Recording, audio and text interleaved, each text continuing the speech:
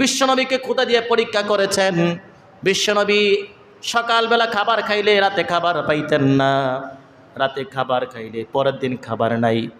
কোনোদিন নবীর জীবনে এমন হয় নাই সারা জীবনে একটা দিন 2 বেলা পেট ভরে খাবার খাইতে পেরেছেন। নবী আলাইহিস সালাম এত দরিদ্র ছিলেন। সুবহানাল্লাহ। এই দরিদ্রতার মাঝেও বিশ্বনবীর একটা হিকমত আছে। বিশ্বনবীকে যখন এই প্রস্তাব দেওয়া হলো, আল্লাহ পাক বললেন, নবী আপনি দরিদ্রতা বেছে নিয়েছেন, আল্লাহুম্মা জাআলনি মিসকিনা, আপনি আমাকে দরিদ্র রাখেন, আপনি আমাকে ধনী বানায়েন না। আমরা সবাই দরিদ্র হতে চাই। কেউ চাই? আমরা কেউ দরিদ্র হতে চাই না, আমরা সবাই চাই যত বেশি ধনী হওয়া যায়, ঠিক কিনা? যে আমাদের চাহিদা হলো যত ধনী হওয়া যায় ততই আমরা সফল। কিন্তু বিশ্বনবী বলেন, না না, আমি ধনী হতে চাই না। রব্বুল আলামিন বললেন, হাবিব আপনি দরিদ্রতার জীবন করছেন, একটা পোশাক চলে গেলে আরেকটা পোশাক চেঞ্জ করবেন যেমন নাই, এক বেলা খাইলে আবার আরেক বেলা খাবেন তেমন খাবার নাই। নবী আবার আপনি দরিদ্রতায় ভুগছেন আর আমার কাছে বারবার দরিদ্রতার জন্য আমার কাছে চান, আপনি দরিদ্রতার মাঝে কি হিকমত খুঁজে পেয়েছেন? নবী আলাইহিস সালাম বললেন, রব্বুল আলামিন আমি যদি ধনী হয়ে যাই তাহলে আমার উম্মতের মাঝে যারা ধনী হবে তারা ইসলাম মানবে না, ইবাদত করবে না। তারা বলবে নবী দরিদ্র ছিল, নবী ধনী ছিল। নবী ধনী থাকার কারণে 5 ওয়াক্ত নামাজ পড়তে পেরেছে, নবী ধনী থাকার কারণে ধনসম্পদ দান করতে পেরেছে, নবী ধনী থাকার কারণে ইসলামের সব বিধান মানা তার জন্য সহজ হয়েছে। আমরা তো গরিব, আমরা ইসলামের সব বিধান মানতে পারি নাই, আমরা দরিদ্র ছিলাম তাই পারি নাই। এটার জন্য আমার উম্মত হাসরের ময়দানে বলতে না পারার জাহান্নামী না হয়ে যায়। এজন্য আমি যদি ধনী না হয়ে আমি গরিব হই তাহলে আমার উম্মতের একজনও আমার সামনে দাঁড়ায় বলতে পারবে না যে আমি অর্থ সম্পদের অভাবে আমরা ইসলাম পালন করতে পারি নাই, ঠিক কিনা? যে অর্থ সম্পদের অভাবে আমরা ইসলাম পালন করতে পারি না, এটার জন্য বলতে না পারে। এজন্য আমি আপনার কাছে মিসকিন হতে চাই, আমি দুনিয়ার জমিনে ধনী হতে চাই না। আল্লাহ বলেন, আপনি যদি চান ধনী হতে তাহলে বলেন এখনই আমি তো উহুদ পাহাড়কে স্বর্ণে পরিণত করে দেব। সুবহানাল্লাহ। আপনি পৃথিবীর সবচাইতে ধনী হবেন, আপনার চাইতে ধনী আর একজনও থাকবে না। নবী আলাইহিস সালাম বলেন, না আমি মিসকিন হতে চাই, আপনি আমাকে মিসকিনই রাখেন। অল্প সময় নিয়ে আজকের আলোচ্য বিষয় হলো ত্যাগ, কুরবানি, উৎসর্গ। আজকে আমরা আমাদের ত্যাগ নিয়ে আলোচনা করব, যে আমরা আখিরাতের ব্যাপারে কতটুকু আমরা ত্যাগ করছি, আর দুনিয়াতে আমরা দুনিয়া অর্জনে কতটুকু ত্যাগ আমরা স্বীকার করছি। দুনিয়ার মোকাবেলায় আখিরাতের ত্যাগ কী পরিমাণ আছে সেটা আজকে আমরা জানব, এবং আল্লাহ পাক আমাদেরকে কোন কোন বিষয়ে কিভাবে ত্যাগ স্বীকার করতে হবে সেগুলো আমাদেরকে আল্লাহ পাকের পবিত্র কালামে আমাদেরকে মেসেজ করেছেন। আজকের এই আয়াত থেকে আমরা সেই ত্যাগ বিষয়ে জানব। আল্লাহ আমাদেরকে তৌফিক দিন, বলুন আমিন। যেমন আমরা দুনিয়ার জমিনে অনেক কষ্ট করি, দুনিয়া উপার্জনের ক্ষেত্রে অনেক ত্যাগ স্বীকার করতে হয়। এই ত্যাগের ক্ষেত্রে অনেক পরীক্ষাও এসে যায়। পরীক্ষা আছে না নাই? যারা যত বেশি ত্যাগ স্বীকার করবে তাদের তত বেশি পরীক্ষা আসবে, তার পরীক্ষায় লাভবান হবে। যারা স্টুডেন্ট আছে তারা যদি লেখাপড়া না করে, ত্যাগ স্বীকার না করে, বাহিরে ঘোরাফেরা করার একটা আনন্দ আছে না নাই? খেলাধুলা করে সময় নষ্ট করা একটা আনন্দ আছে না নাই? এই যারা নাকি বন্ধুবান্ধবের সাথে সময় না দিয়ে খেলাধুলায় অতিমাত্রা সময় ব্যয় না করে লেখাপড়ায় মনোযোগ দিয়ে পরীক্ষায় উত্তীর্ণ হয়, এই যে পরীক্ষা উত্তীর্ণ হওয়ার জন্য লেখাপড়া ভালো করে করলো, এই লেখাপড়া করতে গিয়ে তার বন্ধু বান্ধবের সাথে আড্ডা মারা বন্ধ করতে হয়েছে, খেলাধুলাকে কমিয়ে দিতে হয়েছে, বাহিরে ঘোরাফেরা কমিয়ে দিতে হয়েছে, তার জন্য এটা কষ্ট, ঠিক কিনা বলুন? একটা যুবক ভাই অথবা যুবতী বোন, তাদের একটা খেলাধুলার সময় আছে, তারা খেলাধুলা করবে, যেমন বাচ্চারা খেলাধুলা করে, ঠিক কিনা? যে খেলাধুলা করলে শরীর স্বাস্থ্য ভালো থাকে, ব্যায়াম করলে শরীরের অসুস্থতা দূর হয়, ক্লান্তি দূর হয়। এজন্য বাচ্চারা খেলাধুলা করলে শুরু থেকে তাদের দেহ ভালো থাকে, সুস্থ থাকে। এজন্য খেলাধুলার মাধ্যমে তারা তাদের সুস্থতা ফিরে পায়, সুস্থতা লাভ করে, স্বস্তি লাভ করে। খেলাধুলা তাদের কাছে আনন্দেরও একটা বিষয়। এই যে খেলাধুলা ত্যাগ করলো, বন্ধু বান্ধবের সাথে উঠা বসা চলাফেরা ত্যাগ করলো, বাহিরে একটু ঘোরাঘুরি র্যাকেট খেলা একটু বন্ধ করলো, ত্যাগ আছে না নাই? এই ত্যাগের মাধ্যমে লেখাপড়া করার কারণে সে অন্যান্য স্টুডেন্ট থেকে ভালো রেজাল্ট সে কী করছে, করে ফেলছে। এটা হলো দুনিয়ার হাইসিয়ত। আবার অনেকে চাকরি করে, চাকরি করার ক্ষেত্রেও ত্যাগ আছে না নাই? মালিক অনেক কিছু বলবে, মালিকের অনেক কথায় কর্ণপাত করা যায় না, অনেক কথা শ্রবণ করতে হয়। এই শ্রবণ করে তার ত্যাগটাকে স্বীকার করে নিতে হয়।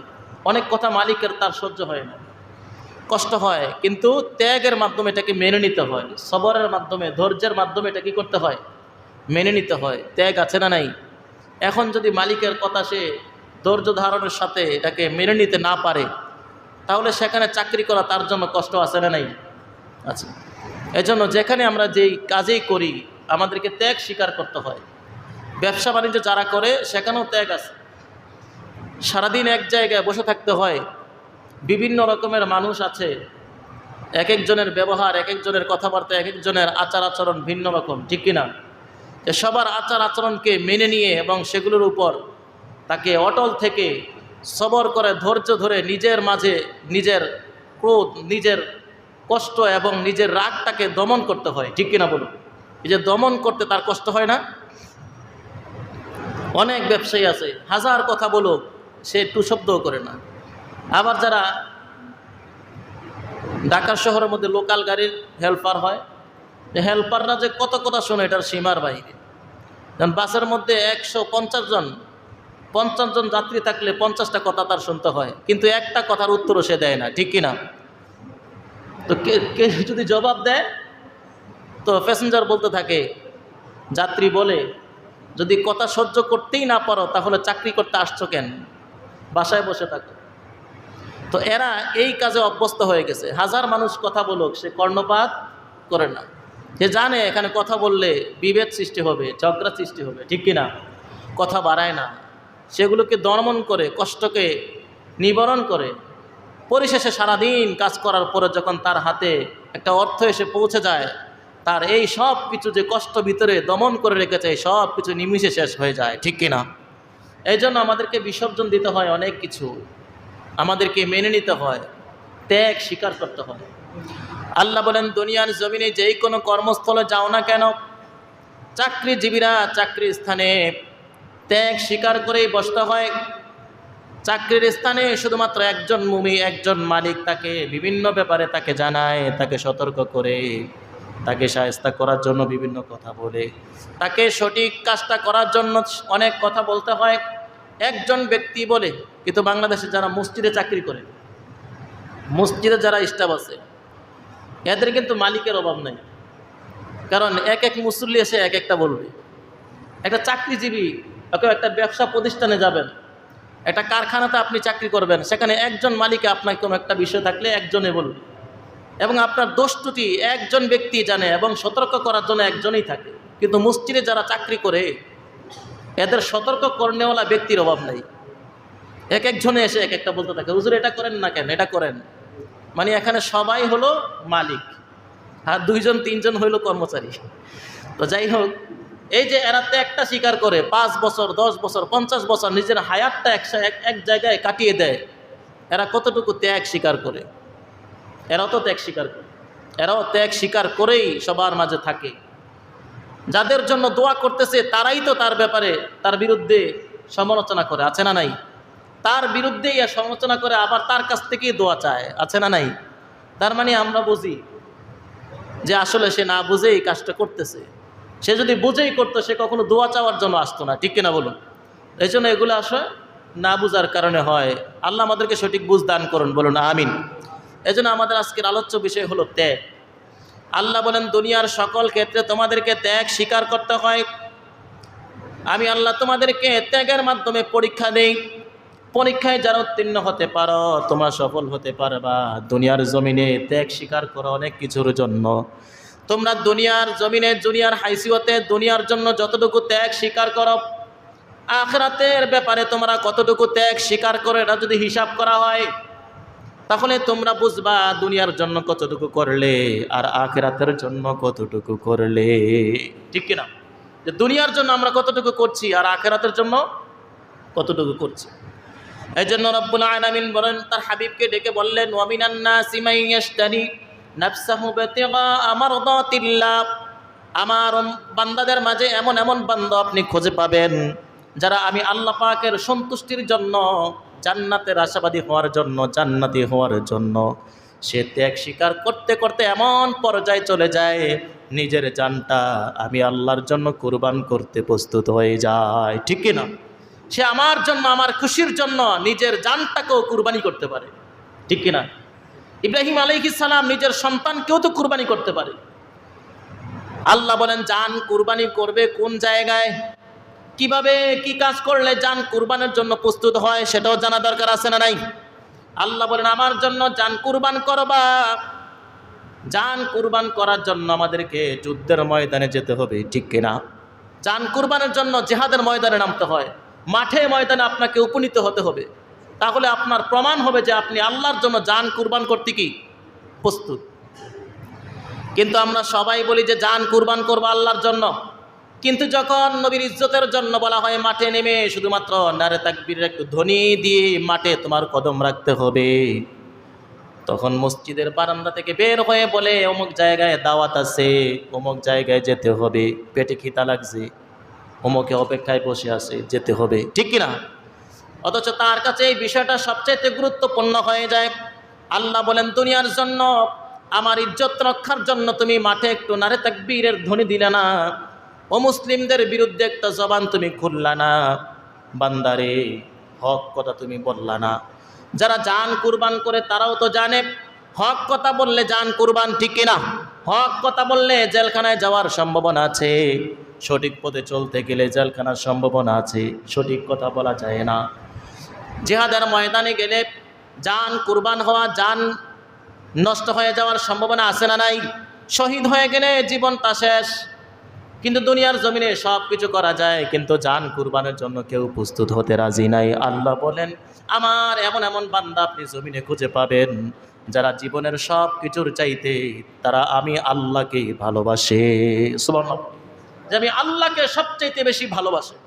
কারণ ধনসম্পদের ভালোবাসা এটা সবচাইতে প্রকৃত ভালোবাসা না। ধনসম্পদ দিয়ে দিবে মসজিদের জন্য, এটা আল্লাহর ভালোবাসা প্রকৃত একেবারে পূর্ণ না। কারণ আজকে ধন সম্পদ যদি দান করে আজকের ধন সম্পদ চলে যায়, আগামীকাল হায়াত বেঁচে থাকলে ধন সম্পদ আসার সম্ভাবনা আছে না নাই? ধন সম্পদ চলে গেলে ধন সম্পদ উপার্জন করা যায়, কিন্তু জান চলে গেলে কখনো ধন সম্পদ আসবে? জান চলে গেলে ধন সম্পদ আসবে না। ধন সম্পদ চলে গেলে হায়াত থাকলে আবার ধন সম্পদ আসবে। আল্লাহ বলেন জানা নাকি আমার জন্য নিজের জানটাকে কোরবান করে দেয়, ওই ব্যক্তি আমার জান্নাতের অধিবাসী হয়ে যাবে। সুবহানাল্লাহ। ওই ব্যক্তি আমার জান্নাতের অধিবাসী হবে। আল্লাহু রাউফুম বিল ইবাদ। আমার সন্তুষ্টির জন্য যে জানটা কুরবান করে দিল, আমি আল্লাহ পাক তাকে রহম দ্বারা আমি আল্লাহ পাক তাকে জান্নাতুল ফিরদাউসে ঢুকাই দিব। সুবহানাল্লাহ। কারণ এতে হলো আল্লাহ পাকের সবচেয়ে ভালোবাসার একটা স্তর। আল্লাহ বলেন বান্দারে তোমরা জান কুরবান করবা না, পরীক্ষা দিবা না। পরীক্ষা না দিয়ে, ইন্টারভিউ না দিয়ে অফিসের চেয়ারে, দায়িত্বের চেয়ারে বসে যাবা চলবে? পরীক্ষাই তো দাও নাই, তোমরা অফিসে গিয়ে দায়িত্বের চেয়ারে বসে যাবা, এটা চলে না। কিন্তু তোমরা জান্নাতের জন্য কাজ না করে জান্নাতের আশাবাদী হয়ে বসে আছো, এটা যেমন বোকামি, ঠিক তেমনিভাবে পরীক্ষা নিয়ে না দিয়ে, ইন্টারভিউ না দিয়ে দায়িত্বের চেয়ারে অফিসে বসে যাও তেমন বোকামি। ঠিক কিনা? যে পরীক্ষা দেয় নাই, যেমন বিভিন্ন অফিসে, বিভিন্ন জায়গায়, বিভিন্ন চাকরির জন্য সার্কুলার দেওয়া হয়, পরীক্ষা ইন্টারভিউ নেওয়া হয়। ইন্টারভিউ নেওয়া ছাড়া কখনো কাউকে আসীন করা হয় না। যে আল্লাহ বলেন যে পরীক্ষা ছাড়া তো কেউ সেখানে যে বসতে পারে না। দুনিয়ার হাইসিয়তে যদি এমন হয় পরীক্ষা ছাড়া কাউকে কোথাও নিযুক্ত করে না, বান্দা তুমি পরীক্ষা দাও না, অথচ তুমি জান্নাতের আশাবাদী হয়েছ। আল্লাহ পাক আমাদেরকে জানিয়ে বললেন আম হাসিবতুম আন তাদখুলুল জান্নাতা ওয়ালাম্মা ইয়া'লামিল্লাহুল্লাযীনা জাহাদু মিনকুম ওয়া ইয়া'লামাস সাবিরিন। রব্বুল আলামিন বলেন তোমরা এমনিতেই জান্নাতে যেতে পারবা না, তোমরা মনে করেছো এমনিতেই জান্নাতে চলে যাইবা, অথচ আমি আল্লাহ তোমাদের কাছ থেকে এখনো পর্যন্ত কোনো ইন্টারভিউ নেই নাই, কোনো পরীক্ষা নেই নাই। আমি এখনো পর্যন্ত তোমাদের কাছ থেকে কোনো পরীক্ষা নেই নাই, অথচ তোমরা জান্নাতের আশাবাদী হয়ে আসো। ইন্টারভিউ নেই নাই এখনো পর্যন্ত, আর বলতেছো এই অফিসে আমার চাকরি হয়ে গেছে। চলে না। ইন্টারভিউ আল্লাহ পাক সময়ে সময়ে প্রত্যেকটা নবীর থেকে নিয়েছেন, শুধু সাধারণ কোনো ব্যক্তি নয়। আমাদের উত্তরসূরি, আমাদের পূর্বপুরুষ, আমাদের আদর্শ থেকে যদি আল্লাহ পাক পরীক্ষা নিয়ে থাকেন, আমাদের বাবা ইব্রাহিম আলাইহিস সালাম থেকে পরীক্ষা আছে না নাই? ইব্রাহিম আলাইহিস সালামের বিভিন্ন পরীক্ষা হয়েছে, নিজের সন্তানকে কুরবানি করার জন্য পরীক্ষা, অগ্নিকুণ্ডে ফেলে দেওয়ার পরীক্ষা, বড় বড় পরীক্ষা ইব্রাহিম আলাইহিস সালামকে আল্লাহ পাক ফেলেছেন। পাস করছেন না ফেল করছেন? আমাদের বাবার যদি পরীক্ষা হয়, সন্তানের পরীক্ষা হবে না? এটা মনে রাখতে হবে। আমাদের বাবার যদি পরীক্ষা হয়ে থাকে, আমাদের পরীক্ষা মৃত্যুর আগ পর্যন্ত একবার হবে, ঠিক কিনা বলুন? আল্লাহ বলেন পরীক্ষায় আসবে, আমি পরীক্ষা ছাড়া কাউকে জান্নাত দেব না।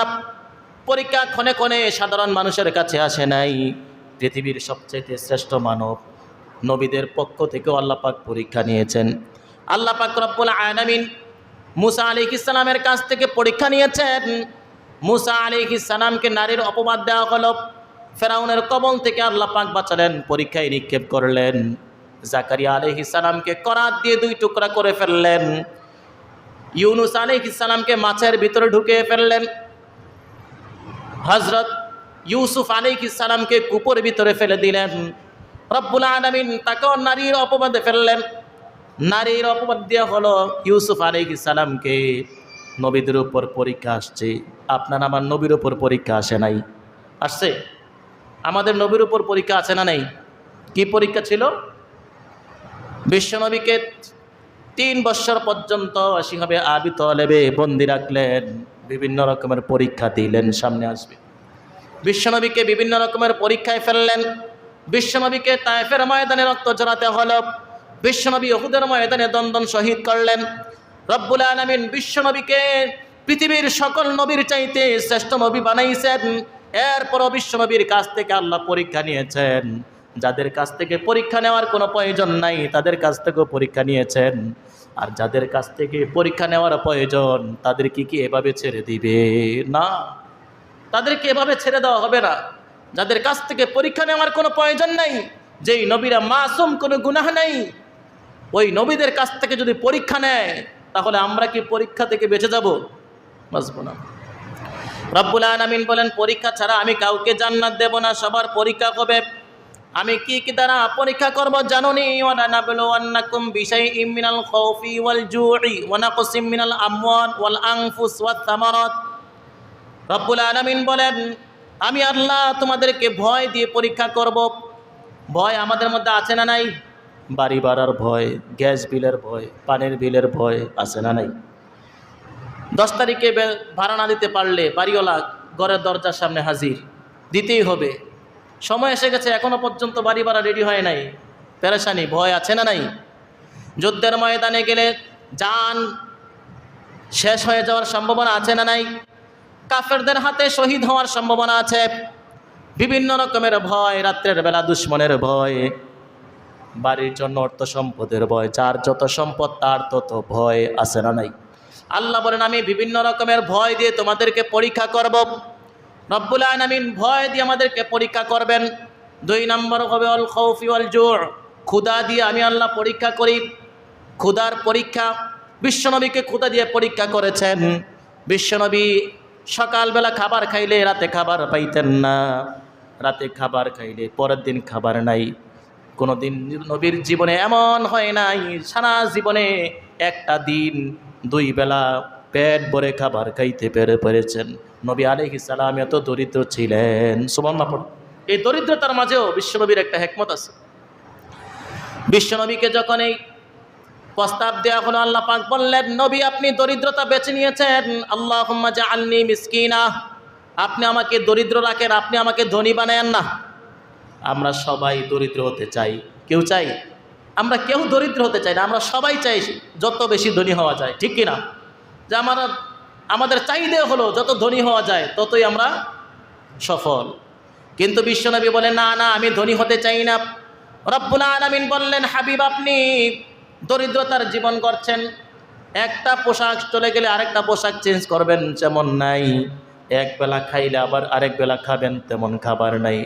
নবী আবার আপনি দরিদ্রতায় ভুগছেন, আর আমার কাছে বারবার দরিদ্রতার জন্য আমার কাছে চান, আপনি দরিদ্রতার মাঝে কি হিকমত খুঁজে পেয়েছেন? নবী আলাইহিস সালাম বললেন, রব্বুল আলামিন আমি যদি ধনী হয়ে যাই তাহলে আমার উম্মতের মাঝে যারা ধনী হবে তারা ইসলাম মানবে না, ইবাদত করবে না। তারা বলবে নবী দরিদ্র ছিল, নবী ধনী ছিল, নবী ধনী থাকার কারণে 5 ওয়াক্ত নামাজ পড়তে পেরেছে, নবী ধনী থাকার কারণে ধনসম্পদ দান করতে পেরেছে, নবী ধনী থাকার কারণে ইসলামের সব বিধান মানা তার জন্য সহজ হয়েছে। আমরা তো গরিব, আমরা ইসলামের সব বিধান মানতে পারি নাই, আমরা দরিদ্র ছিলাম তাই মানি নাই, পারি নাই। এটার জন্য আমার উম্মত হাসরের ময়দানে বলতে না পারার জাহান্নামী না হয়ে যায়। এজন্য আমি যদি ধনী না হয়ে আমি গরিব হই তাহলে আমার উম্মতের একজনও আমার সামনে দাঁড়ায় বলতে পারবে না যে আমি অর্থ সম্পদের অভাবে আমরা ইসলাম পালন করতে পারি নাই, ঠিক কিনা? যে অর্থ সম্পদের অভাবে আমরা ইসলাম পালন করতে পারি না, এটা যেন বলতে না পারে। এজন্য আমি আপনার কাছে মিসকিন হতে চাই, আমি দুনিয়ার জমিনে ধনী হতে চাই না। আল্লাহ বলেন, আপনি যদি চান ধনী হতে তাহলে বলেন, এখনই আমি তো উহুদ পাহাড়কে স্বর্ণে পরিণত করে দেব। সুবহানাল্লাহ। আপনি পৃথিবীর সবচাইতে ধনী হবেন, আপনার চাইতে ধনী আর একজনও থাকবে না। নবী আলাইহিস সালাম বলেন, না আমি মিসকিন হতে চাই, আপনি আমাকে মিসকিনই রাখেন। সুবহানাল্লাহ পড়েন। এই যে নবী নিজে ধনী হন নাই, দরিদ্রতার জীবন গড়েছেন নবী। কার জন্য? নিজের জন্য না উম্মতের জন্য? আওয়াজ করে বলতে হবে, কার জন্য? নিজের স্বার্থের জন্য। খেয়ে না খেয়ে দিন প্রচারের কাজে নিজেকে দিয়েছে বিলিয়ে।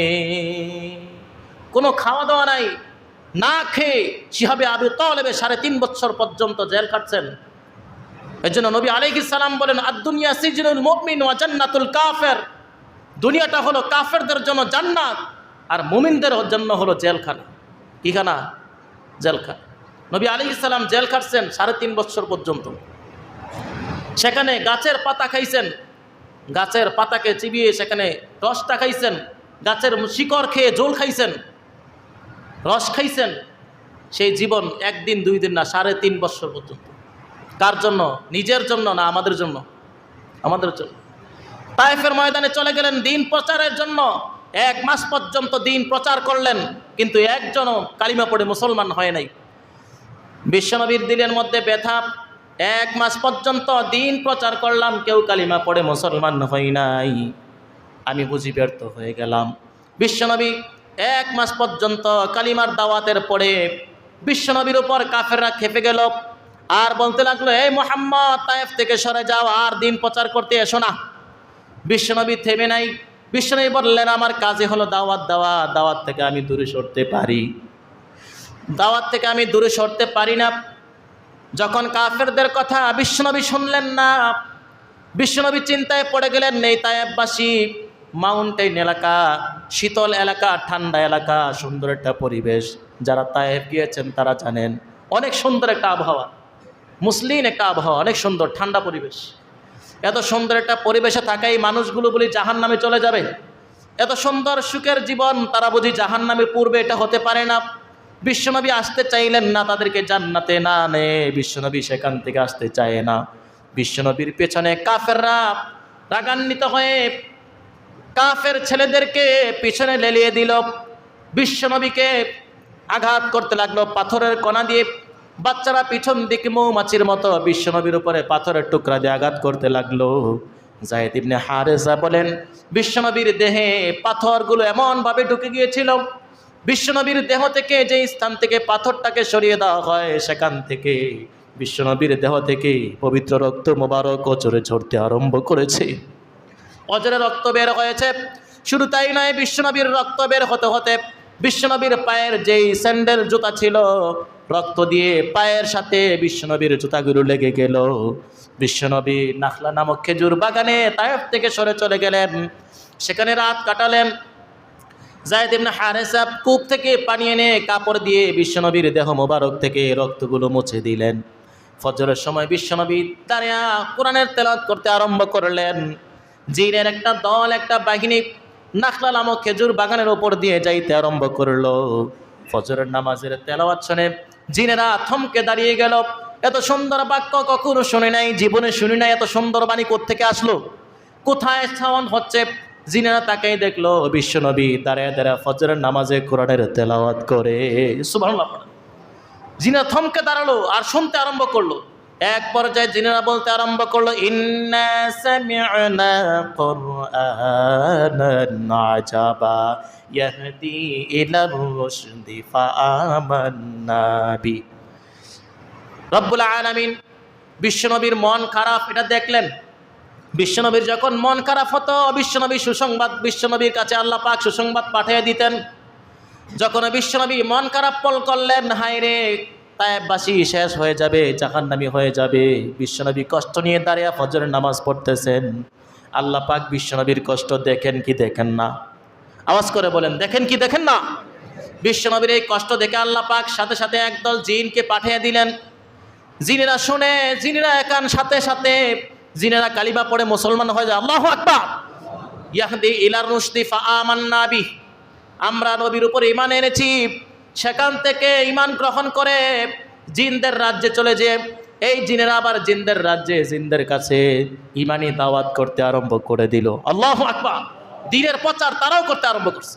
সাথে সাথে জিবরাইলকে পাঠিয়ে দিলেন, নবী আমার পেরেশানি হওয়ার কোনো কারণ নাই। জিনেরা কি বলেছে জানেনি? ইন্না সামি'না কুরআনান আজাবা। এটা তো একটা বিস্ময়কর কোরআন, এমন এক বাণী, এমন কথা কখনো শুনি নাই। তারা থমকে দাঁড়ালো, তারা অবাক হয়ে গেল, এত সুন্দর কালাম কোত্থেকে আসলো? এই তেলাওয়াত শুনে তারা কালিমা পড়ে মুসলমান হয়ে গেছে। আল্লাহ পাক বললেন, হাবিব আমার, মানুষের কাছে আপনি দাওয়াতের জন্য গেলেন, মানুষ কালিমা পড়ে মুসলমান হয় নাই, অদৃশ্য এক জাতিকে আমি আপনার উপর কালিমা পড়ে মুসলমান বানিয়ে দিয়েছি। সুবহানাল্লাহ। আপনি বাজার হন কেন? মানুষ হয় নাই তো কি হয়েছে? জিনদেরকে আমি কালিমা পড়ে মুসলমান বানিয়ে দিয়েছি। সুবহানাল্লাহ। যে কালিমা পড়ে জিনরা মুসলমান হয়েছে, নবী বলেন, না আমি তো খুশি হতে পারি না। জিনেরা হয়েছে তারা বেঁচে গেছে, কিন্তু আমার এই জাতি তায়েববাসীর কি হবে? ফেরেশতারা এসে বিশ্বনবীকে বললেন, নবী আপনি মন খারাপ করবেন না, যে তায়েববাসী আপনাকে আঘাত করেছে, কষ্ট দিয়েছে, আপনি যদি বলেন তাহলে এই তায়েববাসীকে 2 পাহাড়ের চাপ দিয়ে এখনই শেষ করে দেব। বিশ্বনবী বললেন, না, তায়েববাসীকে শেষ করো না। তারা আজ ইসলাম গ্রহণ করে নাই, কালিমা পড়ে নাই, পরবর্তীতে হয়তো বা তারা কালিমা পড়বে, অথবা তাদের প্রজন্ম কালিমা পড়বে। সুবহানাল্লাহ। বিশ্বনবীর চিন্তাধারা। বিশ্বনবী বললেন, আমি তো কাউকে ধ্বংস করার জন্য আসি নাই, কারো ক্ষতির জন্য দুনিয়ার জমিনে আসি নাই। আমি দুনিয়ার জমিনে এসেছি ওয়া মা আরসালনাকা ইল্লা রাহমাতাল লিল আলামিন। আমি দুনিয়ার বুকে অবতীর্ণ হয়েছি, আমি দুনিয়ার বুকে প্রেরিত হয়েছি কারো ক্ষতির জন্য না, আমি দুনিয়ার জমিনে সকল মাখলুকের জন্য রহমত হিসাবে প্রেরণ হয়েছি। সুবহানাল্লাহ। বিশ্বনবী যে আমাদের রহমতের জন্য নাজিল হয়েছেন, তিনি দুনিয়ার জমিনে আগমন করেছেন, এটার একটা প্রমাণ অনেকগুলো রহমতের বিষয়টা। একটা রহমতের কথা বলি। বিশ্বনবী যখন জমিনে আসছেন, তখন জমিনের ওই সময়টার নাম ছিল জাহিলিয়তের জামানা। কি জামানা? জাহিলিয়তের জামানা, অন্ধকার যুগ। নারী সন্তানদের, মেয়ে সন্তান জন্ম হলে সাথে সাথে তাকে জ্যান্ত কবর দিছে। কেমন? বিশ্বনবীকে এমন জামানায় আল্লাহ প্রেরণ করেছেন, যেই জামানায় উলঙ্গ হয়ে কাবার তাওয়াফ করছে। নাউজুবিল্লাহ পড়েন।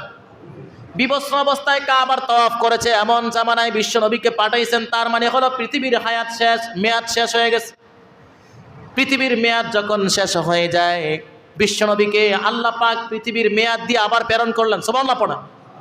যখন পৃথিবীর মেয়াদ শেষ হয়ে যেত, এক একজন নবী আল্লাহ পাক জমিনে প্রেরণ করতেন, কিন্তু আল্লাহ পাক রব্বুল আলামিন শেষ মেয়াদ দিয়ে একজন নবীকে পাঠাইলেন, তিনি হলেন মুহাম্মাদুর রাসূলুল্লাহ সাল্লাল্লাহু।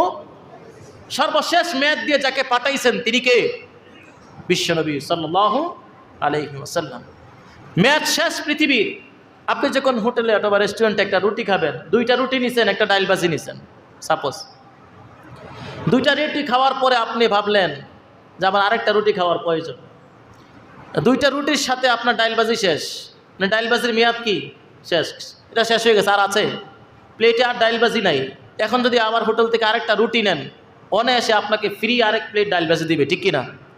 যে আরেকটা রুটি নেওয়ার কারণে আপনার ডাইলবাজি আবার অটোমেটিক প্লেটে এসে গেছে। বিশ্বনবীর এই সময় আল্লাহ পাক এমন সময় পাঠালেন যেই সময়ে পৃথিবীর আর কোনো মেয়াদ নাই। বিশ্বনবী আসার পরে পূর্ণ পৃথিবীর মেয়াদ আল্লাহ পাক আবার কি করলেন? বাড়াই দিন। আল্লাহ বলেন, এই পৃথিবীর মেয়াদ কতদিন পর্যন্ত থাকবে জানোনি? যখনই আমি আল্লাহ পাকের নাম উচ্চারণ করার মতো কেউ থাকতো না, তখনই আমি আল্লাহ পাক যুগে যুগে এক একজন নবী প্রেরণ করেছি। নবীদের ইন্তেকালের পরে জমিনে যখন আবার ফাসাদ সৃষ্টি হয়েছে, দুনিয়া ধ্বংস সময় হয়ে গেছে, মেয়াদ শেষ হয়ে যায়, তখন আমি আবার আরেকজন নবী প্রেরণ করেছি। সর্বশেষ নবীকে মুহাম্মদ রাসূলুল্লাহকে আমি পাঠাইলাম।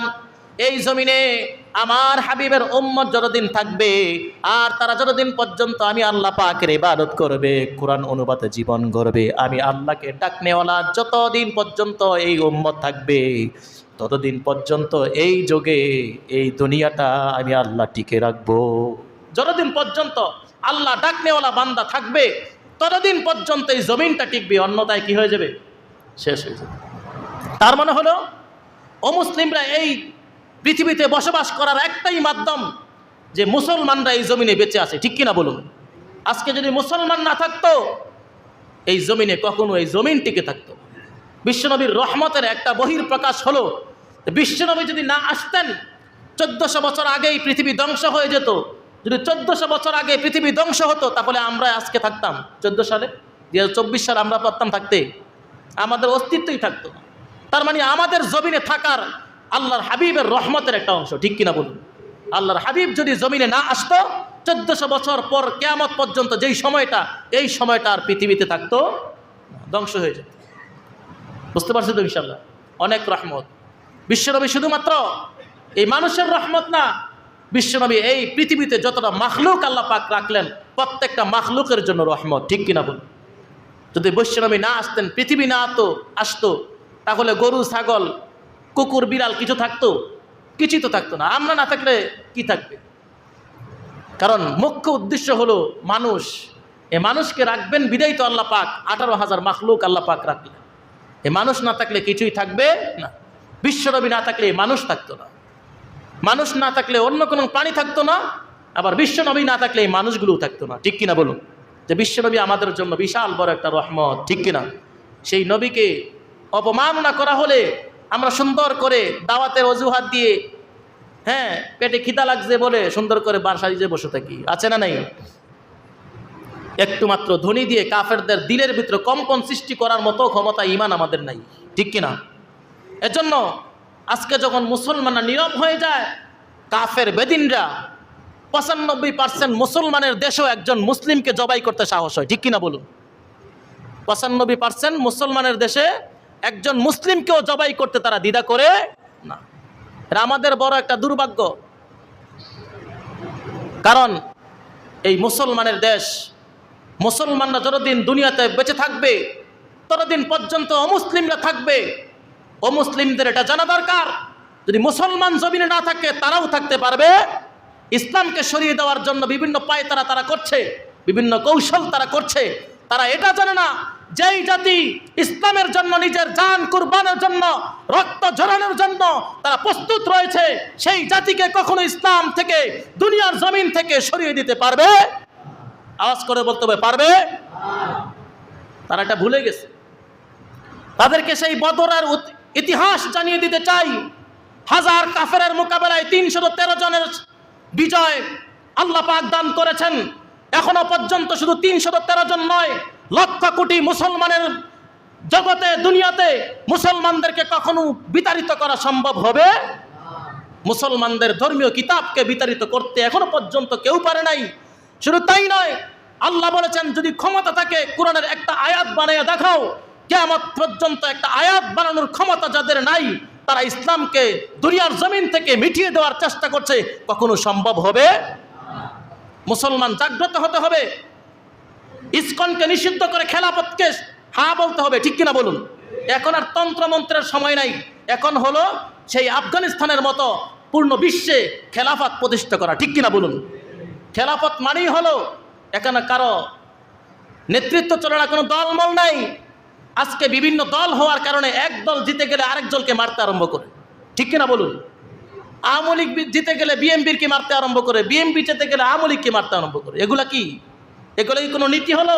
এই তন্ত্রমন্ত্র মানুষের মাঝে শুধু বিপর্যয় নেমে আনে, ঠিক কিনা বলুন? আজকে খেলাফত, আফগানিস্তানের বিপদকে সবাই কথা বলেছে, আজকে বিশ্বে আফগানিস্তানের মতো উন্নত রাষ্ট্র পৃথিবীতে আর একটাও নাই, ঠিক কিনা বলুন? কেন হয়েছে? খেলাফত প্রতিষ্ঠা হয়েছে। এই খেলাফত ওমর করেছেন, এই খেলাফতের দায়িত্ব বিশ্বনবী পালন করেছেন, এই খেলাফতের দায়িত্ব ওমর, আলী, ওসমান, আবু বকর খেলাফতের দায়িত্ব পালন করেছেন। খেলাফতের দায়িত্ব পালন করেছেন ওমর ইবনে আব্দুল আজিজ। তার জামানায় খেলাফতের প্রভাব এমনভাবে পড়েছে, ওমর ইবনে আব্দুল আজিজের জামানায় বকরিয়ার বাঘ এক জায়গায় পাশে দাঁড়িয়ে দাঁড়িয়ে পানি পান করেছে, একটা আরেকটার উপর আক্রমণ করে নাই। এত এত ন্যায় বিচার ছিল, কোনো জুলুম ছিল না। আজ আমরা ঘরে ঘরে পাশে পাশে বন্ধুত্বের সাথে জুলুম, একে আরেকজনের সাথে জুলুম। এক দোকানদার আরেক দোকানদারের সাথে দুশ্মনী, তার দোকানের জন্য কাস্টমার না যায় সে দুশ্মনী করে, আছে না নাই? বিভিন্ন কথাবার্তা বলে তাকে সেখান থেকে বিদায় করে। এমন জামানা চলতেছে, জুলুমের শেষ নাই। আমাদেরকে জুলুম শিখিয়ে দেওয়া হচ্ছে, চারদিকে কিভাবে জুলুম করা যায় এটাই শুধু আমরা পেয়ে যাচ্ছি এখন। আর যদি খেলাফত প্রতিষ্ঠা হয় তাহলে জুলুম কি জিনিস এটা মানুষ ভুলেই যাবে, ঠিক কিনা বলুন? কারণ তারা চলবে শুধুমাত্র ইসলামের উপর। ইসলামের উপর চলাটা সহজ হয়ে যায় যখন খেলাফত প্রতিষ্ঠা হয়। আজকে আফগানিস্তানের অবস্থা সবাই জানে, এখন তো সবাই চুপ হয়ে গেছে। সে আফগানিস্তানের সেই ইতিহাসকে স্মরণ করতে হবে, বেনিনদেরকে, অমুসলিমদেরকে স্মরণ করে দিতে চাই। যখন তারা সে আমেরিকার সাথে যুদ্ধে লিপ্ত হয়েছিল, বছরের পর বছর যুদ্ধ করেছে, আমেরিকার মতো এত পরাশক্তিও এই আফগানিস্তানের এই ছোট্ট বাহিনীর সাথে টিকে থাকতে পারে, বিজয় নিয়ে ছেড়েছে। এজন্য যেই জাতি নিজের জান নিজের মাল কুরবান করতে দ্বিধা করে না, এই জাতিকে পৃথিবী থেকে কখনো বিদায় করা সম্ভব নয়। এজন্য আমাদের ইমানকে তাজা করতে হবে, আমাদের ইমানে আমরা জাগ্রত হতে হবে। বিশ্বনবীর অপমানে আমরা কখনো বসে থাকতে পারবো? বেশি সময় নয়, বেশি সময় নেই, আমাদেরকে প্রস্তুত হবে সেই জিহাদের জন্য। যেই কোনো সময় জিহাদের ডাক আসলে আমরা প্রস্তুত আছি তো ইনশাআল্লাহ? সবাই আছেন? দুই হাত তুলে আল্লাহকে দেখান যে আমরাও আপনার এই পরীক্ষায় পাশ করে জান্নাতে যেতে চাই। আল্লাহ কবুল করো। আল্লাহ পাক বলতেছেন এই পরীক্ষা দিব, এই পরীক্ষা ছাড়া কেউ জান্নাতে যেতে পারবে না।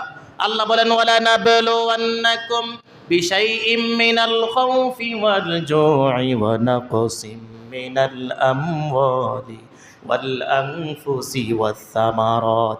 আমি আল্লাহ খোদা দিয়ে তোমাদেরকে পরীক্ষা করব। পৃথিবীর বুকে মানুষের তিনটাই স্তর হয়ে থাকে। যারা ক্ষুধার্ত, আমরা এখন ক্ষুধার্তকে খুঁজে পাই না। ওমর ইবনে আব্দুল আজিজের জামানায় কোনো ক্ষুধার্ত নাই। জাকাতের টাকা দেওয়ার জন্য জাকাত দেওয়ানওয়ালা রাস্তার পাশে টাকা নিয়ে দাঁড়িয়ে রয়েছে, জাকাতের টাকা নেওয়ার মতো কেউ নাই। এটা হলো খেলাফতের সময়। জাকাতের টাকা দিবে, এটা নেওয়ার মতো কেউ নাই। বলছেন কি পরিমাণ ইনসাফ! আল্লাহ বলেন আমি ক্ষুধা দিয়ে তোমাদেরকে পরীক্ষা করব। বিশ্বনবীকে ক্ষুধা দিয়ে পরীক্ষা করেছে, কিন্তু আমাদের জামানায় কেউ ক্ষুধার্ত নাই। আছে? আছে। আমরা এই সম্পর্কে কেউ অবগত নাই, এই কথাটাই বলতেছিলাম।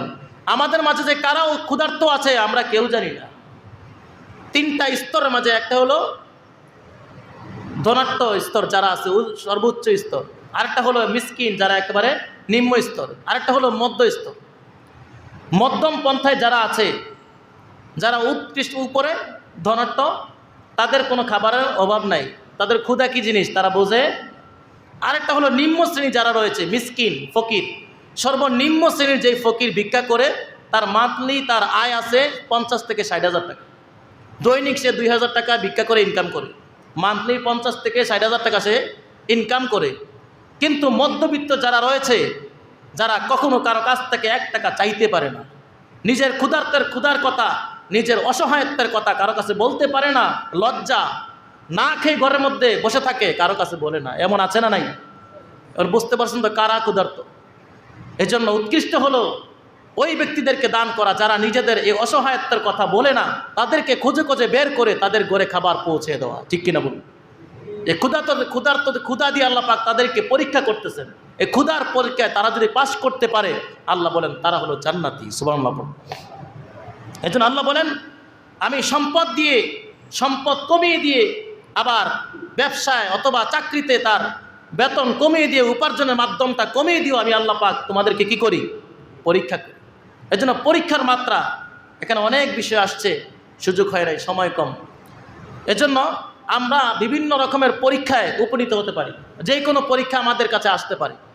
আল্লাহ বলেন তোমরা ধৈর্য এবং সবরের পরিচয় দিয়ে এই মোকাবেলা যদি তোমরা করতে পারো, তাহলেই তোমরা সফল হয়ে যেতে পারবে। আল্লাহ পাক বলছেন যে আমি তোমাদেরকে দেখতে চাই যে আসলে তোমরা মুমিন কিনা। কেউ বলে যে আল্লাহ আমাদেরকে হাশরের ময়দানে মাফ করে দিবে। কেমনে মাফ করে দিবে? আহাসিবান নাসু আন ইউতরাকু আন ইয়াকুলু আমান্না, যে তারা হাশরের ময়দানে বলবে যে আমরা তো ঈমান এনেছি।